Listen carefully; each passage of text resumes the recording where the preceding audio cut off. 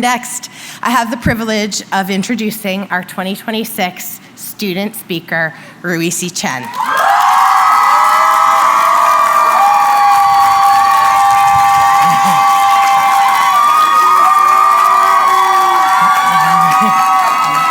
As you can probably tell, Ruisi is graduating from the Master of Science in Media Medicine and Health. This is an interdisciplinary program that explores health disparities through storytelling, communication, and patient experience. Born in Shenzhen, China, Ruisi came to Harvard after studying strategic design in New York, Copenhagen, and Berlin. At Harvard, Ruisi studies how healthcare systems shape care experience through research on clinical workflow, care delivery, and media infrastructure. After graduation, she'll be heading to Brown to continue her studies. Ruisi, please come to the podium.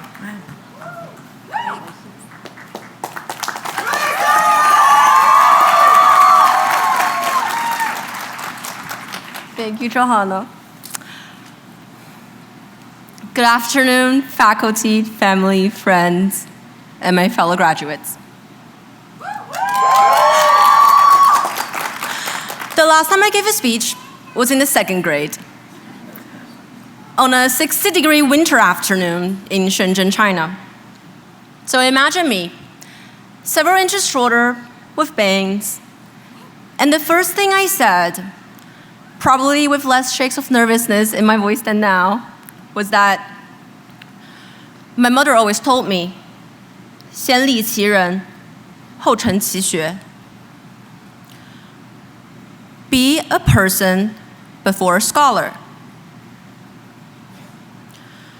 16 years and an ocean later, I'm honored to be standing here with you all as we celebrate our graduation from Harvard Medical School.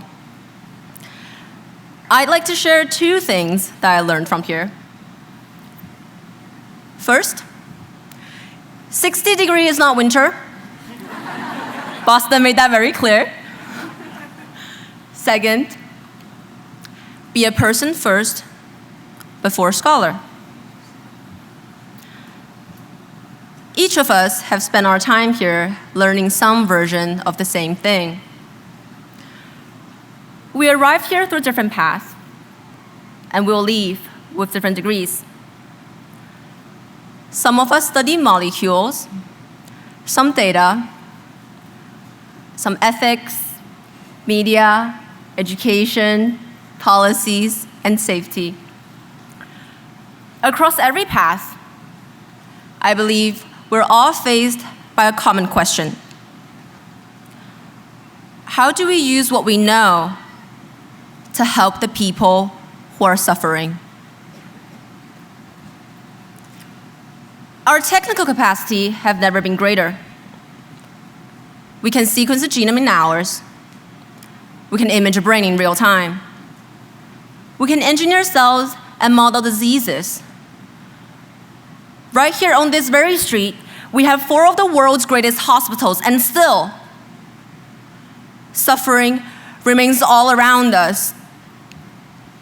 In this city, in this country, and across the world. Too often, there's a gap between what we can do and who we reach. This is something that I learned from my classmate, Imani Fonfield.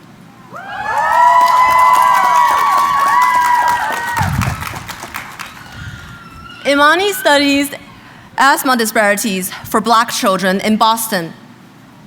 Her project is a tribute to her sister, Joy Fonfield.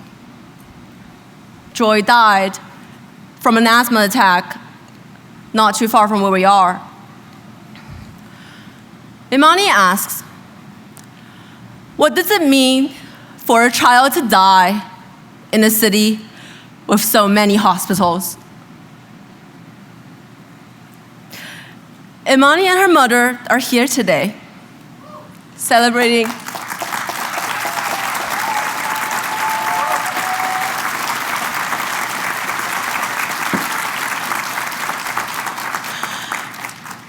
They're celebrating Joy's memories and the personal stories that Imani brings to her research.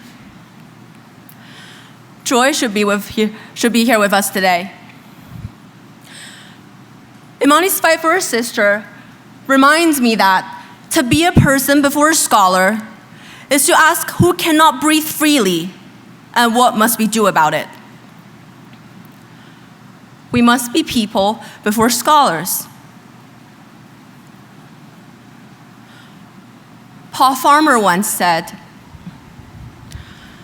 "The idea that some lives matter less is the root of all that is wrong with the world." We know this. We know suffering is not distributed equally.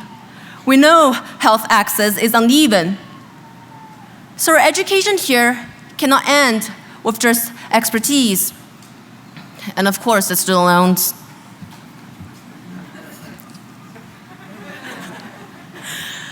As graduates of Harvard Medical School, we've been trained to not only interpret the world, but to change it. I think our classmates in the Global Health Delivery Program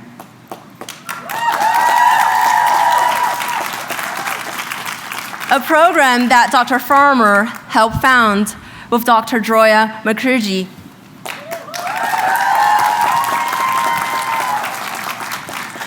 They dedicated their lives to carrying all of the incredible discoveries made on this campus to the least fortunate people in the world. That's what it means to be a person before a scholar.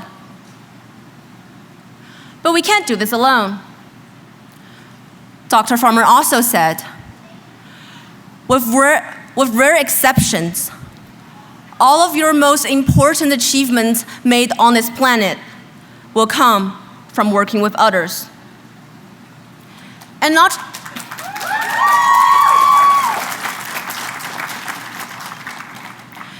just with the people in our classrooms and labs. We were carried here by families and friends. Some who are here, some who cannot be. On the first day that I arrived at Harvard Medical School, our professor, Dr. Jason Silverstein,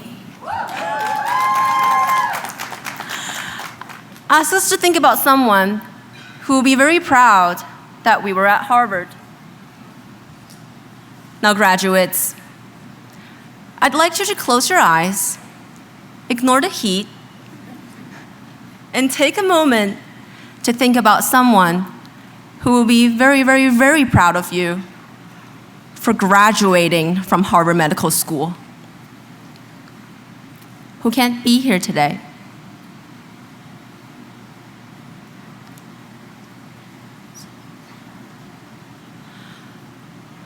I'm thinking of my mother. Unlike my second grade speech, she cannot be here today. Hi, Mom. Class of 2026, as we go out into the world, as we design new therapies and train new models, as we sit with patients for as long as they need us, as we challenge the policies and the fundings that fail them, I hope we always remember the people who brought us here and the people who are still waiting for what we know to reach their lives. Be a person before a scholar. Congratulations, class of 2026.